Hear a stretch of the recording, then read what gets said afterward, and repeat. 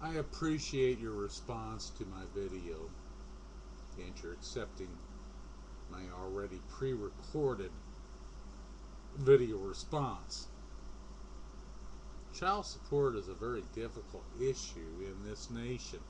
I also understand it's a very difficult issue in the United Kingdom as well, probably because the United Kingdom, Great Britain, is a puppet of the United States and probably does a lot of things such as child support enforcement like mirrored to the United States.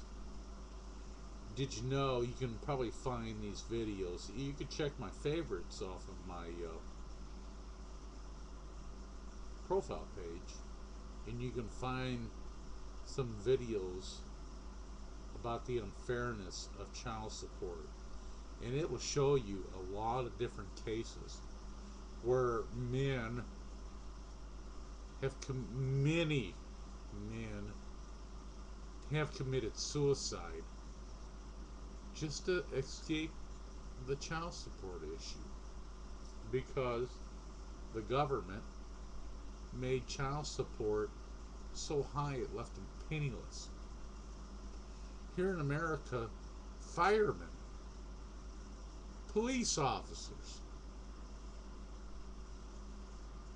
members of the United States military have committed suicide because the Child Support Enforcement Agency of every single one of our 50 states has ran them dry to where that they couldn't afford to live themselves. It's not that I don't have a good paying job. I've been working since 1978. That's 31 years. I believe I'm entitled to something after that. After paying all of my federal and state and FIC and everything else taxes out of the butt, I believe that the government should help me in some kind of a way with either federal grants or food stamps until I receive my total wages.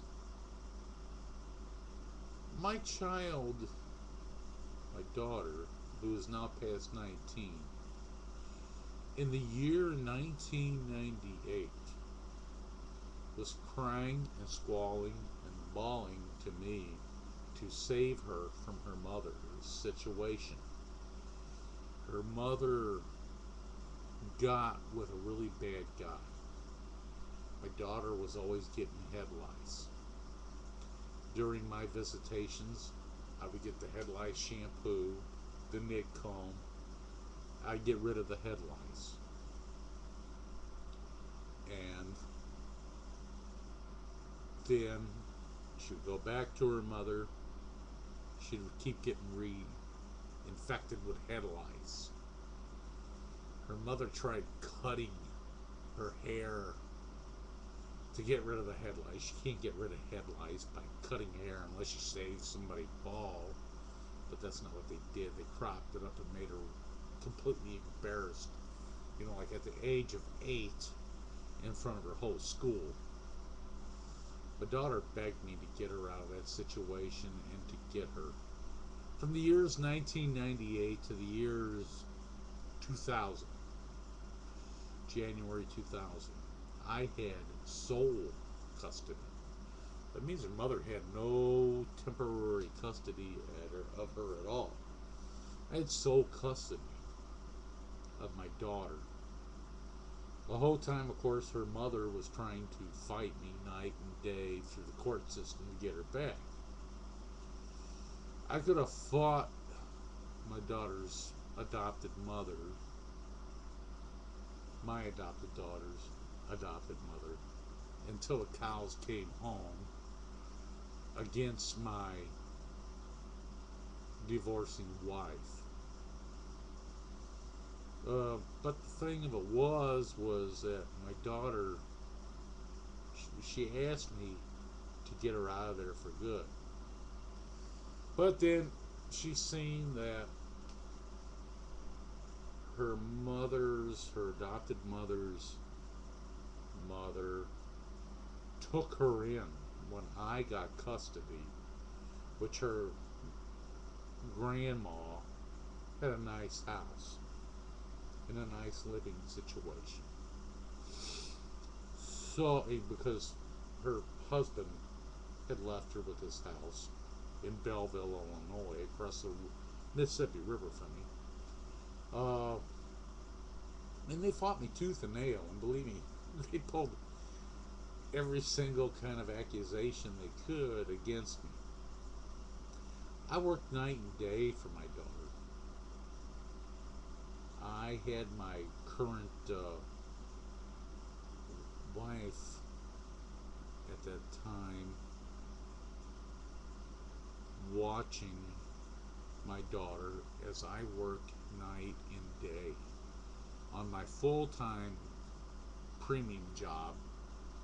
I was doing overtime, and then I was working for a contractor, quote unquote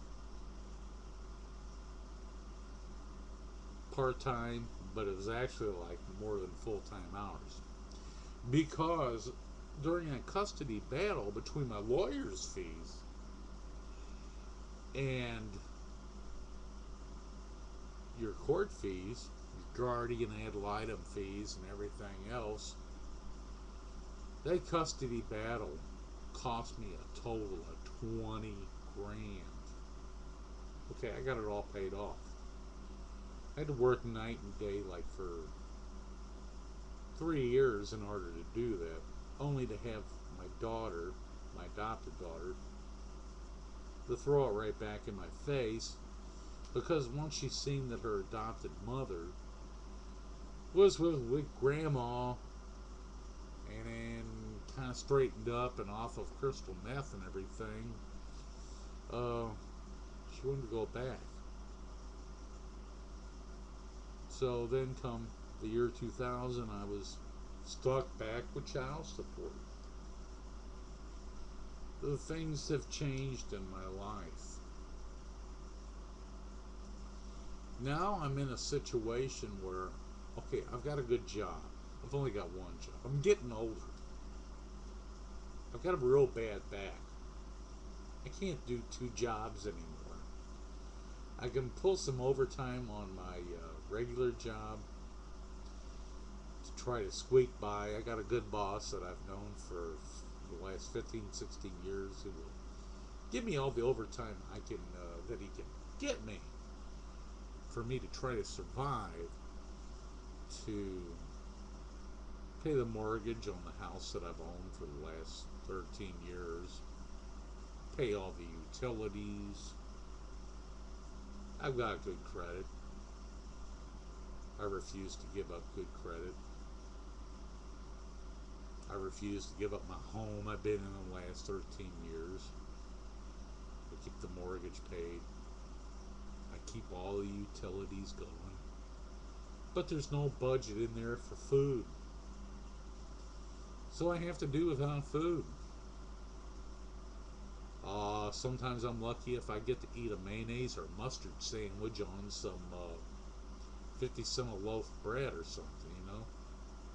It's not fair. It's not fair that I have to keep paying child support on now a past 19-year-old daughter who graduated and didn't go to college. So yes, I feel for all men who have to pay child support, such as me, such as you, my fellow child support paying parent, on what this government puts us through. They just don't give a flying fucking crap about what we're going through. They won't help us. There's nothing out there in the government. No government assistance, no food stamps, no nothing. The best the government ever did was send me a list of food pantries in my area. You know, to throw whatever little amounts of food at you. You know, if they forget to check your gross income. Well, like I said in my video, I don't live on my gross income. I lived on my garnished wages income. The net